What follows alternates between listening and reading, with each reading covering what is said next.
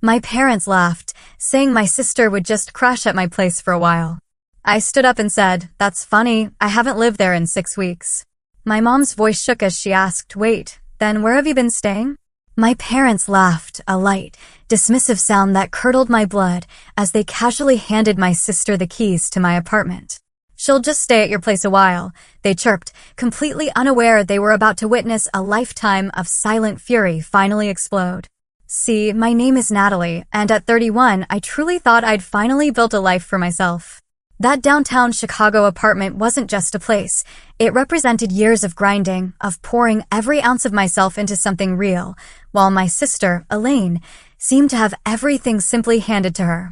I never, in my wildest dreams, imagined my parents would cross this line, sitting at their dinner table, acting like it was no big deal, giving away my home without even a whisper to me. But that night, something in me snapped. I finally stood up for myself after years of being the forgotten daughter. Growing up in suburban Illinois, I always felt like I was living in Elaine's shadow. Our house had 4 bedrooms, but the spotlight somehow only ever found its way to one child. The pattern was clear from the start. Elaine got the attention, the praise, the resources. Me? I was expected to just figure things out. I still remember my 16th birthday. I'd been dropping hints for months about a small pizza party with friends. When the day came, my parents had completely forgotten. My mom was busy driving Elaine, who was 11, to her dance recital. My dad was working late. I ended up ordering a small pizza, eating it by myself in my room, staring at college brochures. Fast forward 5 years to Elaine's 16th. Our parents rented out an entire venue, hired a DJ, and gifted her a perfectly functional car with a giant red bow on top. School events were no different. My parents rarely showed up for my honor society inductions or debate team finals. When I graduated salutatorian, my mom spent most of the ceremony taking photos of Elaine in the audience instead of watching me give my speech. For Elaine, they'd rearrange vacations for her softball tournaments, stay up late helping with science fair projects. The disparity just kept growing through college. I worked 3 jobs simultaneously, mornings at a coffee shop, evenings at the library, weekends waitressing. Every single dollar went towards my education at Northwestern. My parents contributed what they called what they could afford, which amounted to about $500 a semester, barely enough for books, let alone tuition. Meanwhile, Elaine went to the University of Chicago with full parental support. She graduated debt-free because they covered everything. When she struggled, my dad hired tutors. When she wanted to live off campus, they paid her security deposit and rent. After I graduated, I landed an entry-level position at a digital marketing firm in downtown Chicago. The salary was modest, so I budgeted meticulously, living with 3 roommates in a cramped apartment miles from the office. I packed lunches, skipped vacations, and squirreled away every spare dollar. After 3 years of promotions and side gigs managing social media for small businesses, I finally saved enough for a down payment on a small 1-bedroom in River North. That apartment meant everything to me. 900 square feet of hardwood floors, exposed brick, windows that caught the morning light just right. The kitchen was tiny, but I bought a beautiful second-hand island that served as both workspace and dining area. Every piece of furniture was carefully chosen, meticulously saved for. That gray sectional couch took 6 months of overtime to afford. My bedroom set came from 4 different thrift stores, painstakingly refinished on weekends. Nothing matched perfectly, but every single item was mine, intentionally chosen. Just before all this family drama blew up, I'd gone through a painful breakup with Thomas, my boyfriend of 2 years. We met at a marketing conference, and I thought we had a solid relationship. He was creative, ambitious, seemed to get my complicated family dynamics. Then one evening over dinner, he casually mentioned he'd accepted a job in Seattle without a single discussion with me. When I expressed my shock, he looked genuinely surprised that I might have wanted input on a decision that would effectively end our relationship. That breakup left me questioning my judgment, feeling particularly vulnerable. Despite the unequal treatment, I maintained a surface-level relationship with my family. I called my mom weekly. I sent birthday and holiday gifts. I attended Sunday dinners once a month, driving 40 minutes each way just to sit at a table where conversation inevitably centered around Elaine's latest drama or accomplishment. I'd smile and nod through stories about her third attempt at grad school or her newest boyfriend. I'd help clear the table while my mother fussed over whether Elaine was eating enough. I'd hug everyone goodbye, making mental calculations about how many weeks I could reasonably avoid the next dinner. These dinners were performances where I played the role of the supportive daughter and sister while keeping my true feelings locked inside.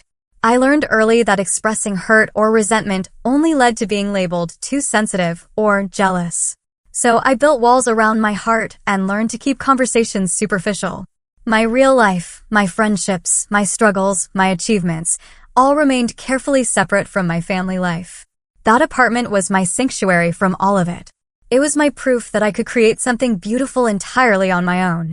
Elaine's pattern of instability became impossible to ignore as we entered our 20s and 30s. While I built a steady career path with consistent promotions and growing responsibilities, my sister bounced between jobs like a pinball. She was a barista for 3 months before quitting because the early hours disrupted her creative energy. She lasted 6 weeks at an administrative position because her supervisor just didn't understand her process. She tried selling real estate, but gave up after failing to close any deals in 4 months. After each job ended, our parents stepped in with financial support. They paid her rent when she couldn't. They covered her car payments when she declared the work too stressful. They even funded a 3-month wellness retreat in Arizona when she claimed job hunting had triggered her anxiety. All while telling me how proud they were of my independence, as if my self-sufficiency was convenient rather than absolutely necessary. Her relationships followed similar patterns. Elaine cycled through boyfriends and roommates, each relationship ending with dramatic fallouts that somehow always positioned her as the victim. Friends would suddenly become toxic. Roommates would become impossible to live with. Each time, our parents would console her, offer advice, and ultimately, financial assistance. About 8 months ago, I started noticing concerning patterns regarding my apartment. The first incident happened after I invited Elaine over for dinner. As I was cooking, she wandered around, opening closets, checking out my storage solutions. Her comments seemed innocent enough. "This place is so perfect for entertaining," or "You have so much space for just one person." I thought nothing of it until she started asking detailed questions about my monthly maintenance fees and security arrangements. A month later, she called asking to borrow my black cocktail dress for a job interview. When I came home from work, I found not only the dress missing from my closet, but also 2 pairs of shoes, a designer handbag I'd splurged on for my 30th birthday, and several pieces of jewelry. When confronted, she acted surprised by my upset, saying, "I thought you'd want to help me look professional. It's not like you were using them today." The unannounced visits began soon after. I'd come home to find Elaine sitting on my couch, having been let in by the doorman who recognized her as my sister. She'd wave off my surprise with comments like, "I was in the neighborhood," or "I needed some sister time." These visits always ended with her asking to borrow something: money for an emergency car repair, my laptop because hers was acting weird, or my credit card because she'd left her wallet at home. The situation escalated when I returned from a weekend visiting friends to discover Elaine had hosted a dinner party in my apartment. 8 strangers had used my dishes, sat on my furniture, and left wine stains on my rug. When I called her in shock, she just laughed it off. My place was too small, and I knew you wouldn't mind. We cleaned up most of it. I finally confronted her directly, sitting her down over coffee to establish clear boundaries. "Elaine," I said, my voice steady but firm, "I need you to understand that my apartment is my private space. You cannot come over without calling first. You cannot borrow my things without asking. And you absolutely cannot host parties here, whether I'm home or not." Her response was instantly dismissive. "Why are you being so uptight? We're sisters. What's yours is mine, right? You've always been so weird about sharing." When I stood firm, she did what she always did, called our parents. That evening, I received a lecture from our father about family supporting each other, and a tearful call from our mother asking why I was being so selfish when Elaine just admires your beautiful home. The only validation came from my friend Jessica, who witnessed one of Elaine's uninvited visits. After my sister left, Jessica turned to me with a concerned expression. Natalie, that was not normal. You know that, right? The way she went through your mail, the comments about how much everything must cost, the way she took your sweater without asking. She's not respecting your boundaries at all. The final straw came when I noticed things in my apartment being moved or disappearing entirely. My passport, which I kept in a specific drawer, was suddenly in my bookshelf. Financial documents were rearranged. A pair of expensive wireless earbuds vanished. The security of my own home began to feel compromised, and with it, my sense of safety and independence. The breaking point came after I returned from a 3-day business trip to New York. I'd been presenting our agency's campaign to a major potential client, and the meetings had gone exceptionally well. My boss had even hinted at a possible promotion if we landed the account. I was riding a wave of professional accomplishment as I unlocked my apartment door. That feeling evaporated instantly. My neat, organized space looked like it had been hit by a small hurricane. Empty wine bottles lined the kitchen counter. Takeout containers spilled from the overflowing bin. My couch pillows were strewn across the floor, and an unfamiliar jacket hung over my dining chair. As I moved through the apartment, growing horror gripping me, the violations multiplied. Multiple towels lay damp on my bathroom floor. My expensive face creams and serums had been used, caps left off, contents significantly diminished. The guest bedding I kept in the hallway closet was rumpled on the couch, along with several blankets I didn't recognize. But the most painful discovery waited in my bedroom. My journal, which I kept in my nightstand drawer, lay open on the bed, pages visibly turned and creased. Next to it sat a wine glass with a lipstick smudge that matched the shade my sister typically wore. The invasion of this most private space, the words I had written about my feelings, my therapy journey, my deepest insecurities, was breathtaking in its violation. I called Elaine immediately, my hands shaking with an anger I rarely allowed myself to feel. When she answered with a casual, "Hey sis," I could barely form coherent sentences. My apartment. You were in my apartment with people. You read my journal. Her response was so predictable it would have been comical in any other circumstance. Oh, that? Yeah, I needed a break from my roommates. They've been super annoying lately, having loud sex and smoking inside. I just needed somewhere quiet to crash for a couple nights. A couple nights? How long were you here? Who else was here? My voice had risen to a shout. Just a few friends. And only for like 3 nights, maybe 4. We cleaned up most of it. A blatant lie in anything. You went through my personal things. You read my private journal. You had strangers sleeping in my home without my knowledge or permission. Her voice immediately shifted to the wounded, tearful tone she used whenever confronted with consequences. Why are you yelling at me? I was in a really bad place emotionally. My roommate situation is toxic, and I just needed my big sister. I thought you'd understand. I thought you'd want to help me. Before I could respond, my phone beeped with an incoming call from our mother. Of course, right on cue. I declined it, but seconds later, Elaine said, "Mom wants us both at dinner tomorrow night.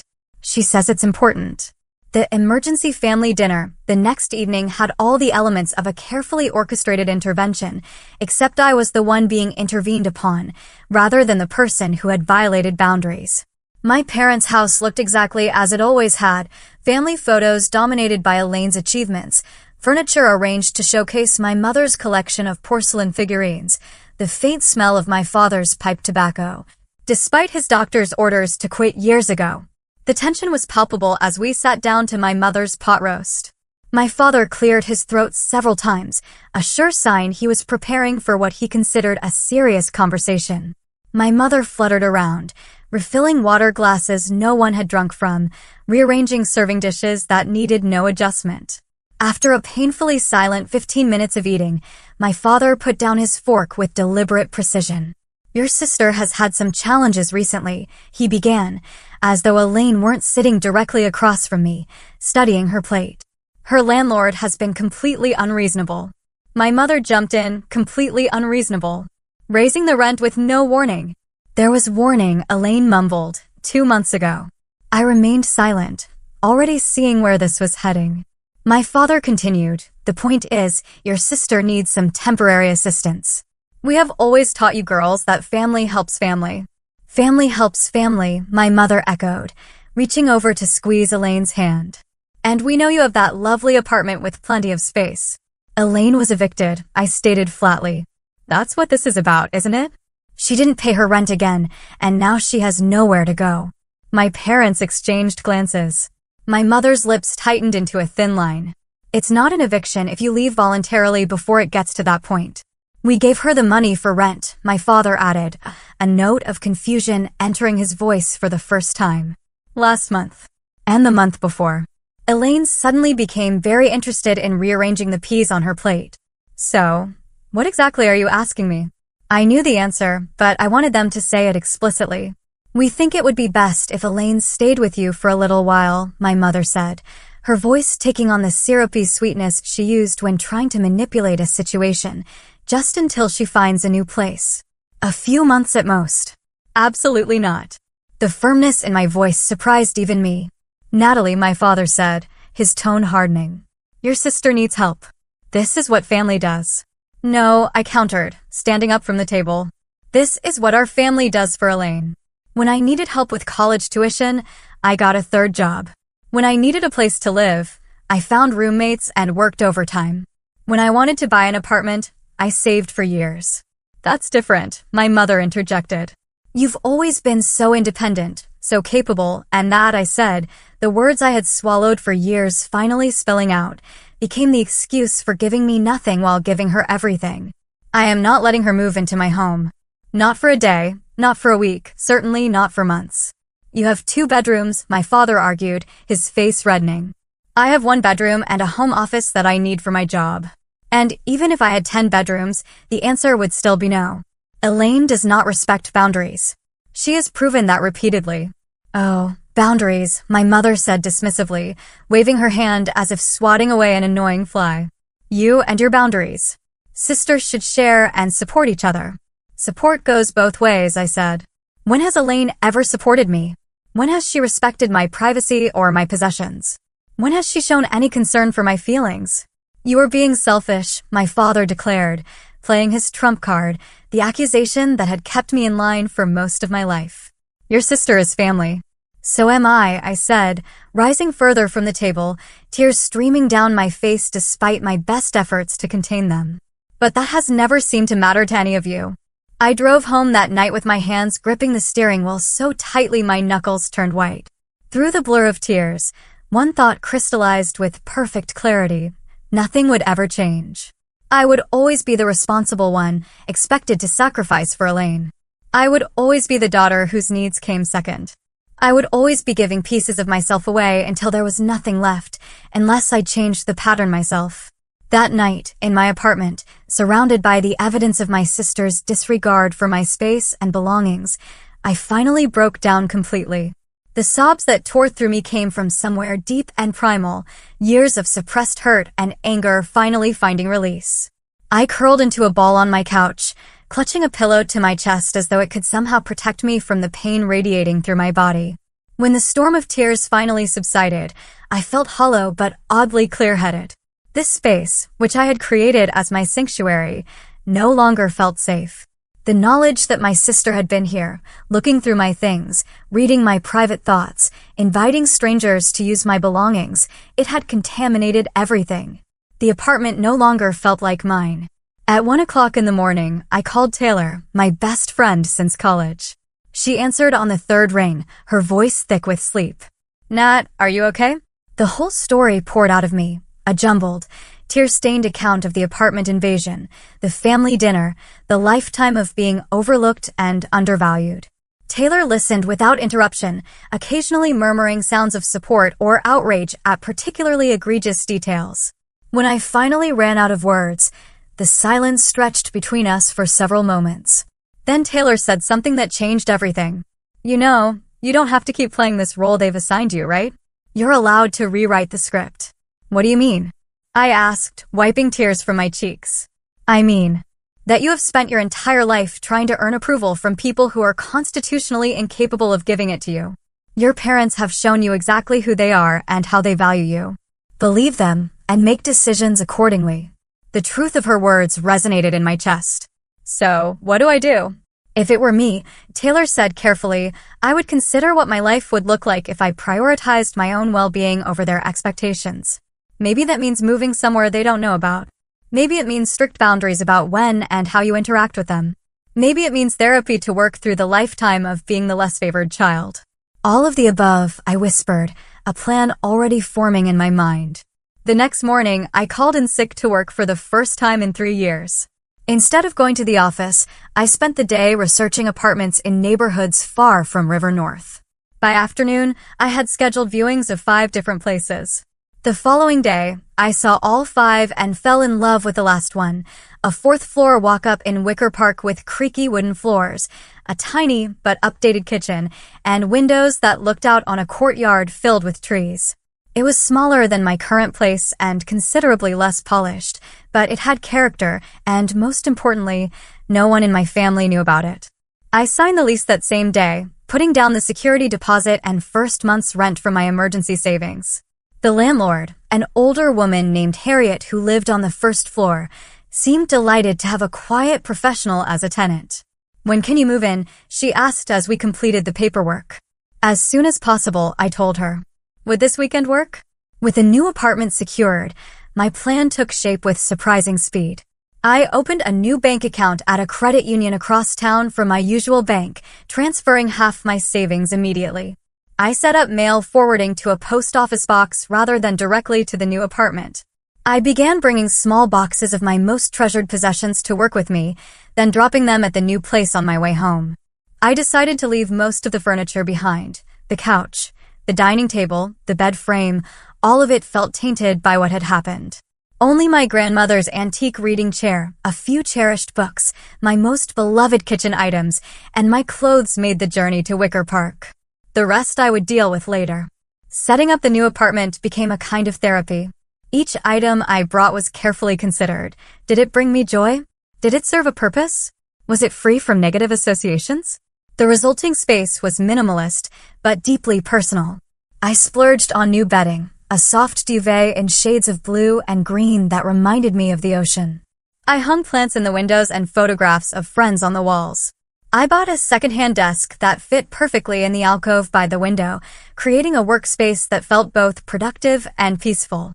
As the new place took shape, I felt a weight lifting from my shoulders. For the first time in my adult life, I had created a space that was completely unknown to my family, a sanctuary in the truest sense of the word. The practical aspects of my disappearing act required careful planning. I changed the passwords on all my accounts. I spoke with my supervisor at work, explaining in vague terms that I was dealing with a family situation and needed to update my contact information. I arranged for packages to be delivered to an Amazon locker rather than to either apartment. I told only 3 people my new address, Taylor, Jessica, and my therapist, whom I had started seeing weekly. During this 6-week transition period, I maintained minimal contact with my family. I responded to texts with brief, uninformative replies. I deflected questions about getting together. I pleaded work deadlines when pressured about Sunday dinners. When my mother called, I kept conversations short and revealed nothing of substance. To anyone paying close attention, my withdrawal would have been obvious, but my family had never paid close attention to me unless they needed something. The new apartment quickly became more than just a living space. It became the headquarters for my emotional and psychological rebirth. Without the constant anxiety of unexpected visits or violations of my privacy, I found myself relaxing in ways I hadn't experienced before. I slept more soundly. I experimented with cooking elaborate meals just for the pleasure of it. I invited friends over without worrying about what they might report back to my family. Taylor visited often, bringing housewarming gifts and takeout dinner. You look different, she observed one evening as we shared Thai food on cushions on the floor, my new dining table still on back order. More peaceful. I feel different, I admitted, like I can finally breathe. In therapy, I worked through the complex emotions surrounding my family dynamics, the grief of never being the favorite child, the anger at years of unequal treatment, the guilt that still occasionally surfaced when I thought about my secret life. Dr. Reeves helped me understand that boundaries were not just healthy, but necessary, and that my parents' inability to respect mine was their failure, not mine. Families operate according to unspoken rules and assigned roles, she explained during one session. You were assigned the role of the self-sufficient one, the one who needs nothing. That worked for the family system, but it didn't work for you. By changing your behavior, you are disrupting that system. Expect resistance. The resistance, when it came, was exactly as predicted. As the weeks passed, my parents' messages became increasingly urgent. My mother's texts evolved from casual check-ins to worried inquiries about my health and well-being. My father, who rarely communicated directly, began calling on his drive home from work. Elaine predictably vacillated between angry accusations and tearful apologies, depending on what she thought might get a response. I monitored it all from the peaceful distance of my new home, responding just enough to prevent an actual wellness check, but never revealing my true situation. The space was how quickly their worry about my well-being transformed into irritation when I failed to behave according to the established pattern. By the 6-week mark, I had settled fully into my new life. My name was on the mailbox. I knew the best coffee shop within walking distance and had become a regular at the farmer's market every Saturday. I had met 2 neighbors who seemed potential friend material. One, a graphic designer who worked from home. The other, a kindergarten teacher with a contagious laugh. The apartment felt completely mine in a way no space ever had before. I knew a confrontation with my family was inevitable. I even knew it would be painful. What I didn't know was exactly when or how it would happen. As it turned out, my mother made that decision for me with a text that simply read, "Emergency family dinner tomorrow night. No excuses. 6 p.m. sharp." In the weeks leading up to that fateful dinner, my parents' attempts to contact me had grown increasingly frantic. My phone would light up with my mother's name 5 or 6 times a day, the voicemails growing progressively more dramatic. "Natalie, honey, we are getting worried about you." Then, "Natalie, please call us back. We just want to know you're okay." And finally, "Natalie Thompson, I am your mother, and I demand you call me back immediately." My father's approach was more direct. "Your mother is worried sick. Call home." And later, "This behavior is unacceptable, Natalie. Family does not just disappear." Elaine's financial situation had apparently worsened after losing yet another job, this time at a boutique clothing store where, according to my mother's detailed voicemail, the manager just didn't appreciate Elaine's creative approach to the dress code. The subtext was clear: Elaine needed help, which meant I was expected to provide it. I had become skilled at deflecting questions about my whereabouts. When my mother asked if I would be at Sunday dinner, I replied that I had a work commitment. When my father texted asking if I could help move some furniture, I said I was fighting a cold. When Elaine asked if she could crash on my couch, just for tonight, I claimed my apartment was being painted. These excuses worked because my family had always accepted my independence as a fixed character trait rather than a hard-won achievement. They assumed I was just being difficult or going through some phase. It never seemed to occur to them that I might have taken actual steps to protect myself from their encroachment. The emergency family dinner text arrived on a Tuesday morning. My immediate instinct was to ignore it, but Dr. Reeves had been helping me recognize the difference between avoidance and boundaries. Avoiding my family indefinitely was not a sustainable solution. Establishing clear boundaries with them was. This dinner might provide the opportunity to do exactly that.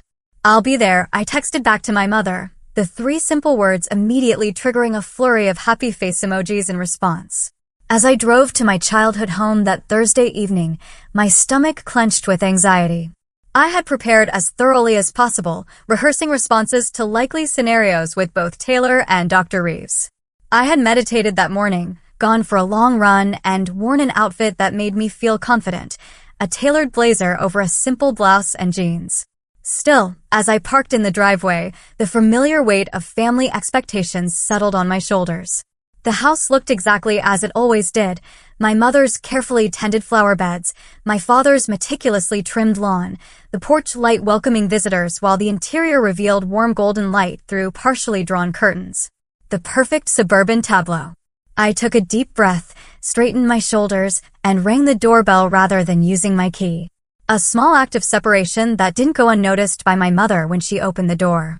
"Since when do you ring the bell?" she asked, her attempt at lightness undermined by the tension around her eyes.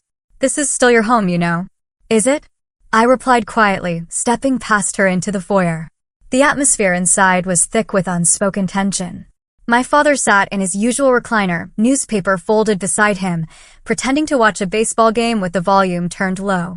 Elaine perched on the edge of the sofa, scrolling through her phone with faux nonchalance. She glanced up as I entered, her expression unreadable. "Dinner will be ready in 10 minutes, my mother announced, hurrying back to the kitchen. "I made your favorite pot roast with those little red potatoes you like." It was Elaine who loved those potatoes, not me. I had been vegetarian for 3 years, a fact my mother consistently forgot or ignored. Rather than correcting her, I simply nodded and took a seat as far from Elaine as possible. Dinner was a masterclass in passive-aggressive communication. My mother filled every silence with nervous chatter about neighbors and distant relatives. My father punctuated her stories with occasional grunts of acknowledgement. Elaine pushed food around her plate, contributing nothing. I answered direct questions with minimal responses, waiting for the real purpose of this gathering to emerge. It came, as family bombshells often do, with dessert. My mother had made apple pie, not my favorite, but Elaine's. And as she served it with unnecessary flourish, my father cleared his throat. "Your sister has had some temporary setbacks," he began, as though continuing a conversation we had been having all along. "Job market is tough right now, very competitive." My mother nodded vigorously. "So competitive. And rental prices are just outrageous these days." I said nothing, taking a small bite of pie. "The thing is," my father continued, reaching into his pocket, "we think we've found a good solution.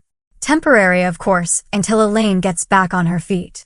With deliberate ceremony, he placed a set of keys on the table between us. "My keys. To my River North apartment. We think it makes perfect sense for your sister to use your place for a while," my mother said, her voice bright with false certainty. "You have all that space, and you're at work most of the time anyway." "We already spoke to your building manager," my father added. "Mr. Peterson, nice fellow, he said it's no problem to add Elaine to your lease temporarily." I stared at the keys, a strange calm settling over me. "You spoke to my building manager without talking to me first?" "We knew you'd agree." "Once you thought about it," my mother said. "Family helps family." Elaine finally looked up, a small, victorious smile playing at the corners of her mouth. "I promise I'll keep everything super clean this time," she said, the implication that she would be moving in regardless of my opinion hanging in the air between us. My father nodded decisively. "It's all arranged then. Elaine can move in this weekend, just for a few months until she finds something else." They were all looking at me now, waiting for my acquiescence. The script they had followed my entire life playing out exactly as they expected. The responsible daughter would once again sacrifice for the family. Would once again put her sister's needs above her own. Would once again accept the unequal distribution of support and respect. I looked at each of them. My father's confident expression, my mother's pleading eyes, my sister's barely concealed triumph, and made my decision. I felt strangely calm as I looked at my family gathered around the table, all waiting for my predictable compliance. For once, I held information they didn't have, power they could not anticipate. The irony that they had inadvertently created this situation through their own actions was not lost on me. "That's funny," I said, my voice steady and clear. "I haven't lived in that apartment for 6 weeks." The silence that followed was absolute. My mother's fork clattered against her plate. My father's confident expression froze, then crumbled into confusion. Elaine's smug smile vanished, replaced by widening eyes and parting lips. "What do you mean you haven't lived there?" my mother finally asked, her voice trembling slightly. "Wait then, where exactly have you been staying?" My father leaned forward, his face flushing with the first stirrings of anger, always his go-to emotion when control slipped from his grasp. "What are you talking about, Natalie?" "Of course, you live there. We were just on the phone with your building manager yesterday." "I still own the apartment," I clarified. "I still pay the mortgage, but I don't live there anymore. I moved out 6 weeks ago after Elaine let herself in while I was on a business trip, invited strangers over, went through my personal belongings, and read my private journal." Elaine's face went pale, then red. "I didn't. It wasn't like that." "It was exactly like that," I countered, still maintaining my composure. "You violated my space and my privacy. You always have, because you have never been taught that other people's boundaries matter." "Boundaries again," my mother said, throwing up her hands. "You and these boundaries. We are family, Natalie. Family does not have boundaries." Healthy families absolutely have boundaries, I replied. And healthy families respect each other. They don't play favorites or expect one child to constantly sacrifice for another or make major decisions about someone's home without consulting them. My father's expression had shifted from confusion to full-blown anger. So, you've been lying to us for weeks, hiding where you live? What kind of daughter does that? The kind who has learned that it's the only way to protect herself, I said quietly. The kind who has spent her entire life trying to earn the same consideration automatically given to her sister. The kind who finally realized that was never going to happen. This is ridiculous, my mother said, tears gathering in her eyes. We have always treated you girls exactly the same. I couldn't help the short, bitter laugh that escaped me. Mom, that is just not true. And I think, on some level, you know it. When Elaine needed college tuition, you paid it. When I needed it, I worked 3 jobs. When Elaine lost apartments because she spent rent money on other things, you bailed her out. When I saved for years to buy my own place, you barely acknowledged it until you decided it could solve Elaine's problems. That is completely different. My father interjected. Elaine needs more support. She is sensitive, and I was capable. I finished for him. So capable that you decided I didn't need parents, just occasional observers who stepped in only when they needed something from me. Elaine had been unusually quiet. But now she spoke up, her voice taking on the wounded tone that had always worked so effectively. Where am I supposed to go now? I have nowhere to live. That is not my problem, I said, surprised at how easily the words came. It has never been my problem, but somehow it always became my problem. Not anymore. You cannot just abandon your sister, my mother gasped. Where are you living? We need to know where you are. No, you don't, I said firmly. That is the boundary I'm setting. I have a new place where I feel safe and secure. Elaine does not get to know where it is. You do not get to know where it is. Not until I can trust that information will not be used against me. Against you, my father scoffed. We are your parents, not your enemies. Then start acting like it, I replied, rising from my chair. Start respecting my choices. Start treating me with the same consideration you give Elaine. Start acknowledging that I am an adult with the right to decide who enters my home and when. You cannot just leave, Natalie, my mother said, panic edging into her voice. We need to discuss this as a family. I have been trying to discuss this my entire life, I said, gathering my purse. You have never been interested in listening. When you are ready to have a real conversation, one where my feelings and needs matter as much as Elaine's, you know how to reach me. And if we need to see you? If there is an emergency? My father's voice had lost some of its certainty. You can call or text. If it is a genuine emergency and not another attempt to manipulate me into solving Elaine's problems, I will respond. Elaine was crying now, real tears streaming down her face. You are being so mean. I just needed help.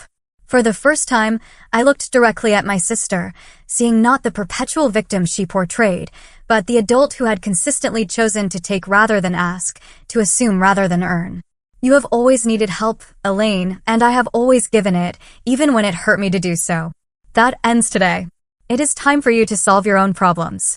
As I walked toward the door, my mother followed, her hands fluttering anxiously. You cannot just walk away from family, Natalie. Family is forever. I paused, my hand on the doorknob. I am not walking away from family, Mom. I am walking away from the role you assigned me in this family. I am still your daughter. I still love you. But I will not be Elaine's safety net anymore, and I will not be the dependable one you only notice when you need something. The drive back to my new apartment was surreal. My hands should have been shaking. My heart should have been racing. Instead, I felt a profound sense of peace washing over me. For the first time in my adult life, I had spoken my truth without apology or modification. I had set a boundary and held it, despite the emotional manipulation that had always worked before. As I climbed the 4 flights of stairs to my apartment, I realized I was smiling. The space that greeted me felt more like home than anywhere I had ever lived.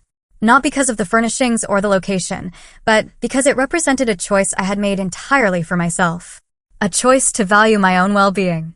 A choice to rewrite the script of my family relationships. A choice to finally, truly put myself first. The days following the confrontation brought a storm of emotions I hadn't fully anticipated. Relief came first, a profound unburdening that left me feeling physically lighter. Then came waves of doubt. Had I been too harsh? Should I have found a gentler way to establish boundaries? Was I destroying my family relationships beyond repair? Guilt followed, deeply ingrained from years of being told that family obligation trumped personal needs. And underneath it all, a current of grief for the supportive family I had always wanted but never truly had. The initial loneliness was harder than I expected. Sunday evenings, when I would normally have been at family dinner, felt particularly empty. I filled them with new rituals, calling friends, taking long walks through my neighborhood, cooking elaborate meals just for myself, attending community yoga classes at the studio down the street. Slowly, the emptiness began to feel less like deprivation and more like possibility, a canvas waiting for new connections and experiences. My phone became a battlefield of emotional manipulation. My father's messages were curt and accusatory. Your mother is heartbroken. Elaine had to move in with a coworker. This is not how we raised you. My mother alternated between guilt trips. I cried myself to sleep last night, and desperate attempts at normalcy. I saw a blouse today that would look lovely with your coloring. Elaine's approach was the most erratic, ranging from vicious attacks, "You have always been jealous of me," to pathetic pleas, "I have nowhere to go," to attempts at boundary crossing. "Just tell me your new address. I promise I won't tell Mom and Dad." I responded to none of them at first, using the techniques Dr. Reeves had taught me to acknowledge the emotions their messages triggered without feeling compelled to act on them. Instead, I focused on building my new life. I joined a book club that met at the local independent bookstore. I volunteered at a weekend food pantry. I accepted dinner invitations from coworkers I had previously kept at a professional distance. Each new connection reminded me that family could be chosen, not just inherited. After 3 weeks of silence, I finally responded to one of my mother's messages, a simple note asking about my father's upcoming birthday. This opened a careful, limited channel of communication. I answered texts but ignored emotional manipulation. I deflected questions about my location. I responded to updates about extended family, but not to news about Elaine's latest crisis. It was exhausting at first, this constant vigilance, but gradually it became second nature. 5 weeks after the confrontation, I agreed to meet my parents at a coffee shop halfway between their house and my office.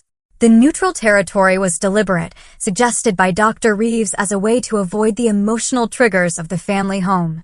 I arrived early, selecting a table near the door, both for easy escape if needed, and to allow me to watch their arrival. They looked older somehow, my parents. My father's shoulders slightly more stooped, my mother's smile a bit more strained. They spotted me immediately, my mother raising her hand in an uncertain wave, my father nodding stiffly. As they approached, I noticed they were both dressed formally, my father in a button-down shirt rather than his usual weekend polo, my mother in her church dress rather than casual clothes. They were treating this like an official meeting, which was both amusing and sad. "You look well," my mother said after the awkward exchange of greetings. Her eyes scanned me as though checking for visible signs of distress or hardship. "I am well," I confirmed, sipping my latte. "Work is good. Life is good." My father cleared his throat. "Your sister asks about you." Of course, that would be his opening gambit. I nodded, but offered nothing in response. The conversation that followed was halting and uncomfortable, full of long pauses and careful navigation around sensitive topics. My mother talked about the neighbors, her garden club, a recipe she had tried recently. My father mentioned a problem with the gutters, the baseball season, a documentary he had watched. I shared limited details about a work project, a movie I had enjoyed, a new coffee shop near my office. We were like actors performing a family conversation without any of the ease or intimacy that should have accompanied it. It was my mother who finally broke through the superficial exchange. "We miss you," she said suddenly, her voice catching. "The house feels empty without you coming for Sunday dinners." "I haven't lived at home for 12 years, Mom," I pointed out gently. "I know, but you were still part of our routine, part of our lives." Tears welled in her eyes. "I don't understand why that had to change." My father, uncomfortable with emotional displays, shifted in his seat. "What your mother is trying to say is that we may have taken your independence for granted. Your consistency." It was perhaps the closest thing to an admission of fault I had ever heard from him. I waited, allowing the moment to breathe. "I never meant to make you feel less important than your sister," my mother continued, dabbing at her eyes with a napkin. "You were always so capable, so self-sufficient." Elaine needed more of my time, my attention. That is the problem, Mom, I said quietly. You confused capability with not having needs. Everyone has needs. I just learned early on that mine would not be met, so I stopped expressing them. My father frowned. That is not fair, Natalie. We provided for you. We supported your education. You paid $500 per semester toward my education, I corrected. I worked 3 jobs to cover the rest. You paid for Elaine's entire degree, plus her apartment, plus spending money. Can you see how different that is? He opened his mouth to argue, then closed it again, something like realization dawning in his eyes. We never meant to hurt you, my mother whispered. I believe that, I said, but you did hurt me, and you continued hurting me even when I tried to establish boundaries. The apartment situation was just the final straw. Giving Elaine keys to my home without even asking me, that showed me exactly how little you respected me as an adult with my own life. My father looked down at his untouched coffee. We should have asked you first. The simple acknowledgement, so long in coming, loosened something in my chest. Yes, you should have. Can you forgive us? My mother asked, reaching across the table for my hand. I let her take it, but my response was measured. Forgiveness is a process, not an event. I am working on it, but rebuilding trust will take time and consistent effort from all of us. And Elaine, my father asked.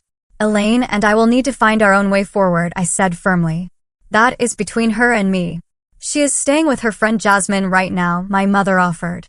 But it is not ideal, very small apartment. I recognized the subtle attempt to reactivate my sense of responsibility and shook my head. Mom, I am not responsible for Elaine's housing situation. That is exactly the pattern we need to break. They both looked uncomfortable but did not argue further. As we prepared to leave, my mother asked the inevitable question, when will we see you again? Will you come to Sunday dinner next week? Not yet, I said. Honestly, I need more time, but maybe we could meet for coffee again in a couple of weeks. It was a small step, but their cautious smiles suggested it was enough for now. Elaine was noticeably absent from that first meeting and from the careful text exchanges that followed. 3 weeks later, I received a message from her that stood out from her previous communications. I am starting therapy. The therapist says I should apologize to you when I am ready. I am not ready yet, but wanted you to know I am working on it. It was the first time my sister had ever acknowledged, even indirectly, that her behavior might require amends. I sent back a simple response. I am proud of you for taking that step. In my own therapy sessions, Dr. Reeves helped me process the complex emotions of rebuilding family relationships on new terms. What you are doing is incredibly difficult, she acknowledged. You are not just changing your own behavior. You are asking an entire family system to change patterns established over decades. There will be backsliding. There was, particularly when my mother began making cautious inquiries about my new address, or when my father hinted that family gatherings would be so much simpler if Elaine and I could just put the past behind us. Each time, I gently but firmly redirected, reinforcing the boundaries I had established. Meanwhile, my life in Wicker Park flourished. I befriended Zoe, the kindergarten teacher from down the hall, who introduced me to her circle of friends. I joined a community garden on the block, tending to herbs and vegetables in a small plot that connected me to neighbors of all ages. I accepted a promotion at work that acknowledged the quality of my contributions rather than just my reliability. Most importantly, I developed a new relationship with myself. Without the constant drain of family expectations and boundary violations, I discovered interests and aspects of my personality that had been suppressed for years. I took a pottery class and found I had a natural aptitude for working with clay. I joined a hiking group that explored state parks within driving distance of Chicago. I began writing short stories, something I had enjoyed in college but abandoned in the demands of adult life. 6 months after that confrontation at my parents' dinner table, I invited them to meet me at a restaurant near my new apartment. It was a calculated risk, bringing them into my neighborhood, but one that felt right. After dinner, I walked them to my building, but did not invite them up. The boundaries still holding firm, but softening enough to allow them this knowledge. It looks nice, my father said, studying the brick facade with approval. Good neighborhood. It is, I agreed. I am happy here. My mother squeezed my hand. That is what matters, honey, that you are happy.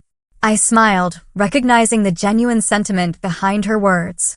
Our relationship was far from perfect, still imbalanced in many ways, still carrying the shadows of old patterns. But it was evolving, reshaping itself into something that might, with continued effort on all sides, eventually become healthy. As for Elaine, our reconciliation came more slowly. 3 months of therapy helped her recognize patterns in her own behavior, and she reached out with a genuine apology that acknowledged specific actions rather than making vague excuses. We began with carefully structured interactions, coffee dates with clear start and end times, activities that did not involve my home or possessions. Slowly, cautiously, we began rebuilding a relationship based on mutual respect rather than the dysfunctional dynamics of our childhood. The journey of setting boundaries and rebuilding family relationships on healthier terms is ongoing. There are still difficult conversations, still moments when old patterns threaten to reassert themselves. But I no longer feel responsible for everyone else's emotions and needs at the expense of my own. I no longer sacrifice my well-being to maintain an illusion of family harmony. Sometimes the bravest thing we can do is recognize when a relationship is damaging us and take steps to protect ourselves. Even if those steps feel radical, even if they go against everything we have been taught about family obligation, it is not selfish to require respect. It is not wrong to establish boundaries. And sometimes, the only way to truly love your family is to love yourself enough to change the dynamic entirely.